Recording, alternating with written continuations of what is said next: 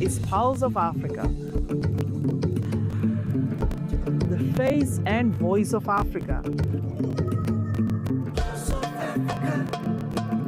The story of resurgent and burgeoning Africa is here, only on the Pulse of Africa channel.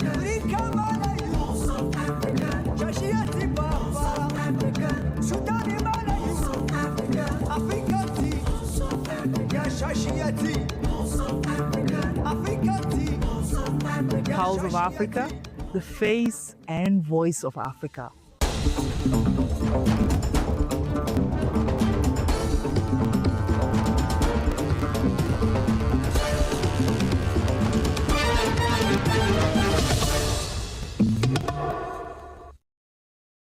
Hello, I'm Tinsay Gabriel, your host for this hour's news. Stay tuned.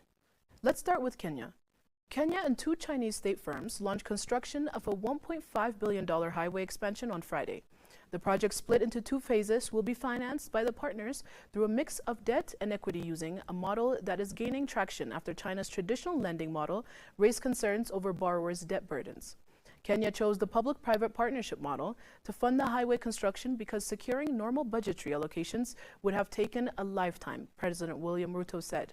The next option was borrowing, but that too was unattainable given our debt burden and limited fiscal room, he told a cheering crowd at a launch site before flagging off graders, excavators, and tipper trucks to be used in the construction. The project will improve a key transport corridor that links Kenya's port of Mombasa with its western region and neighboring landlocked states like Uganda via Nairobi.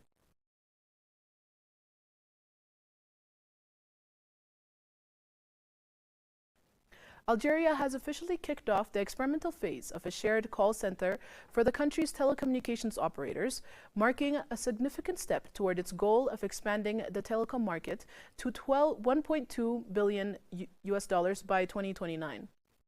The initiative, inaugurated in Uragla by Sid Ali Zerouki, Minister of Post and Telecommunications, is designed to streamline citizen services while supporting the nation's digital transformation. Shared call center to digitize citizen services in Algeria. The new call center will serve as a common platform for operators including Algeria Telecom, Algeria Post, and Mobilis. Minister Zerouki stated that the facility will enable the digitized organized handling of citizens' requests while providing systematic information on the services offered by the post and telecommunications sector.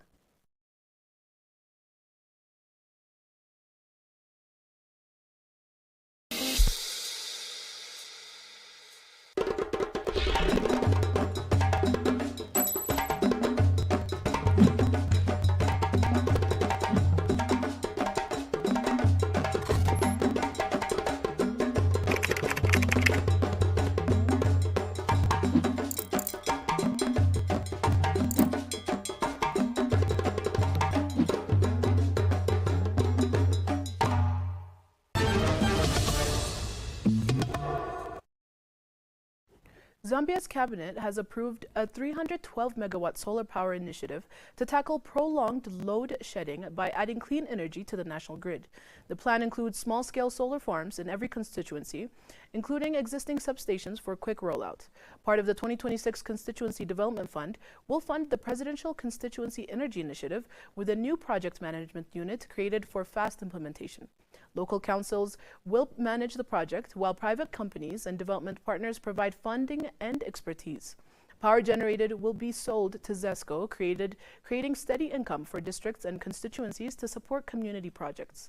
The initiative is part of Zambia's long-term shift to sustainable energy.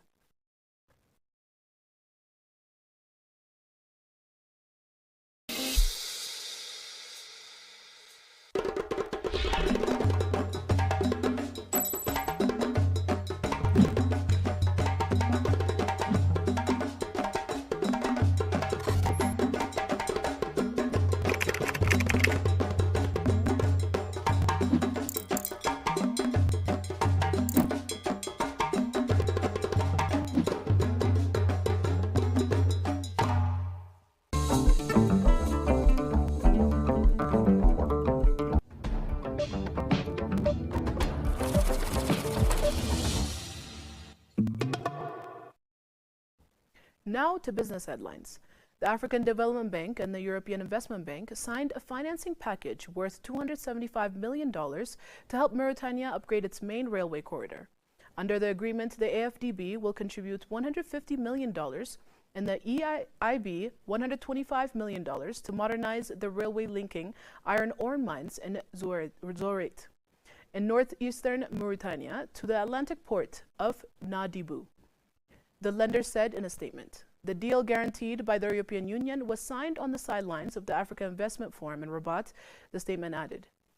The financing will enable Mauritania's national industrial and mining company to rehabilitate the existing railway and build 42 kilometers of new track to connect future mine sites in Aoudjou and Atomé, it said. It will also allow SNIM, the country's largest employer, to acquire locomotives, wagons, and maintenance equipment.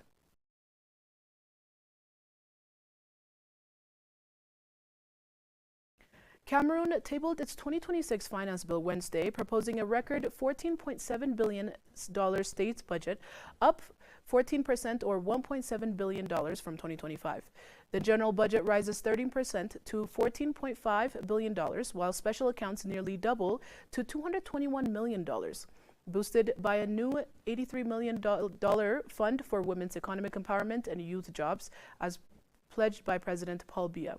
The draft forecasts a $1.5 billion deficit and total financing needs of $5.17 billion. To fill the gap, the government plans $3.9 billion in external loans and support, plus nearly $1 billion from domestic banks and securities. Finance Minister Louis Paul Mottez will defend the bill before the National Assembly in the coming days.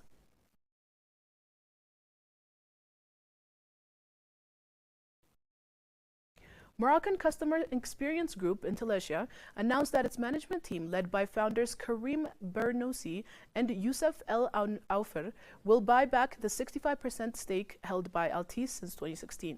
The transaction value was not disclosed and is subject to regulatory approval, with closing expected in Q1 of 2026. The deal will return 100% ownership to Intellesia's leadership, enabling the company to accelerate its growth strategy and target a top 10 global ranking by 2030. Intellesia plans to resume acquisitions, focusing on Europe and Latin America, while strengthening its technological edge through AI and expanding its fast-growing IT division in cloud, cybersecurity, and data solutions.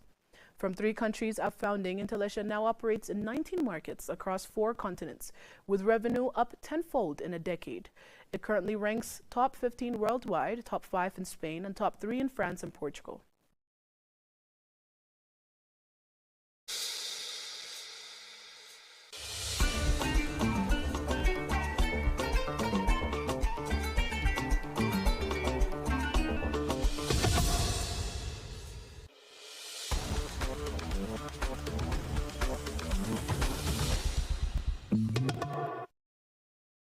Moving on to sports news, Super Eagles captain William Troost-Ekong has retired from international football at the age of 31, immediately after Nigeria's failure to qualify for the 2026 FIFA World Cup. The defender confirmed his decision in the dressing room following the painful playoff defeat to DR Congo. Ekong, who made his competitive debut exactly 10 years ago, bows out after 73 caps. He formed the famous Oyibo Wall partnership with Leon Balogun, helped Nigeria reach the 2018 World Cup, and captained the team to the 2023 AFCON final, where he was named tournament MVP.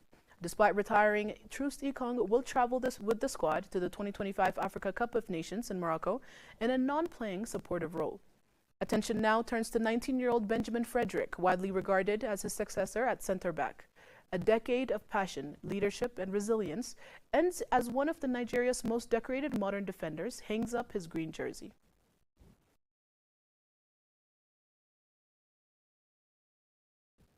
That's all for this time. Thank you for tuning in, and goodbye.